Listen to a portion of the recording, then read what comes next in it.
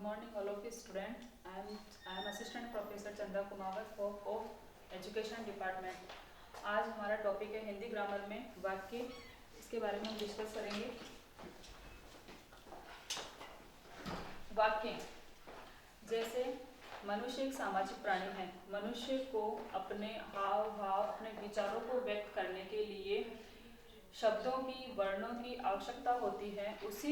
उसी से अपने विचारों को व्यक्त करता है और एक व्यक्ति से दूसरे व्यक्ति तक पहुंचाता है।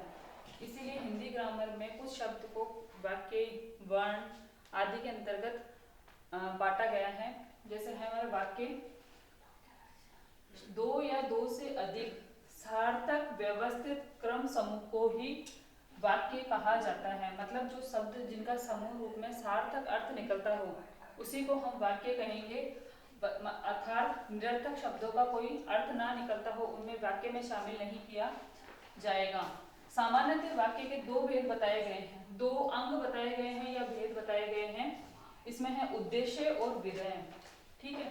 उद्देश्य जो होता है वो कर्ता के, उसमें उद्देश्य में कर्ता प्रधान होता है, मतलब कर्ता के बारे में ही सब कुछ कहा जाता है। कर्ता जो वाक्य के अंदर होगा वो उद्देश्य के अंतर्गत आएगा, और जो कर्ता के बारे में सब कुछ जो डिस्क्राइब करेगा या जो कर्ता के बारे में बताता है वो होगा विधेय। जैसे एग्जाम्पल है अपना, राम फल खाता है, तो राम इसमें है कर्ता या उद्देश्य, और फल खा रहा है तो मतलब इसके बारे में, राम कर्ता के बारे में हमें से बता रहा है, तो ये इसका विस्तार है, तो ये है विधेय।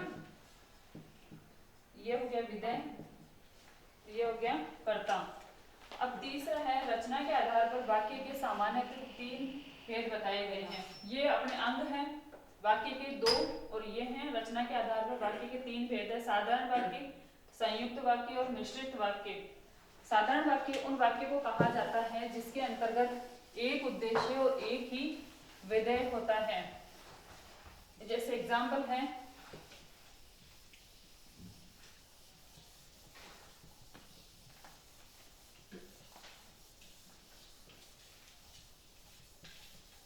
इसमें एग्जाम्पल है सीता गीत गा रही है।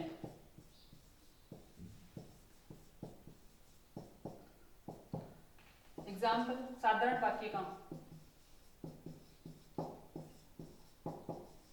तो सीता और एक ही इसमें कार्य हो रहा है और एक ही करता है, तो ये अपना होता है साधारण वाक्य। इसमें एक उद्देश्य और एक ही विधेय हो रहा है, वो होगा साधारण वाक्य।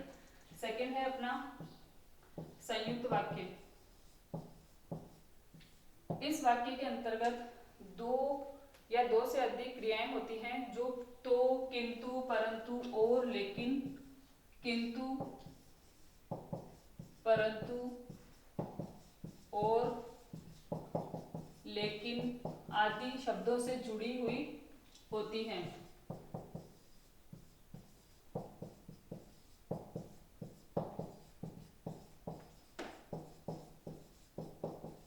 एग्जाम्पल है राम और श्याम उदयपुर जाएंगे।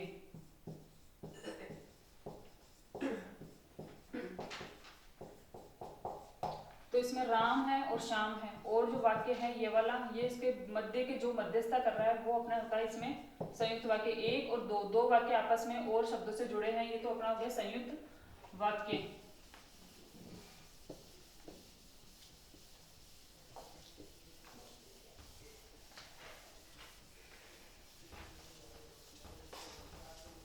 थर्ड है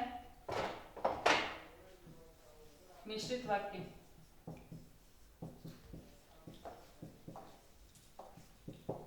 इस वाक्य में एक वाक्य दूसरे वाक्य पर निर्भर होता है। एग्जाम्पल है, अगर वर्षा होगी तो फसल भी अच्छी पहुंची होगी। तुम पैसे दो तो मैं तुम्हारे लिए सामान ला सकता हूँ। तो मतलब इस तरीके के शब्द जो कि अगर मैं रेलवे स्टेशन पहुंची थी कि ट्रेन छूट चुकी थी, इस तरह की शब्द एक वाक्य दूसरे वाक्य पर निर्भर होकर उसका अर्थ बताता है, उसी को हम मिश्रित वाक्य कहते हैं।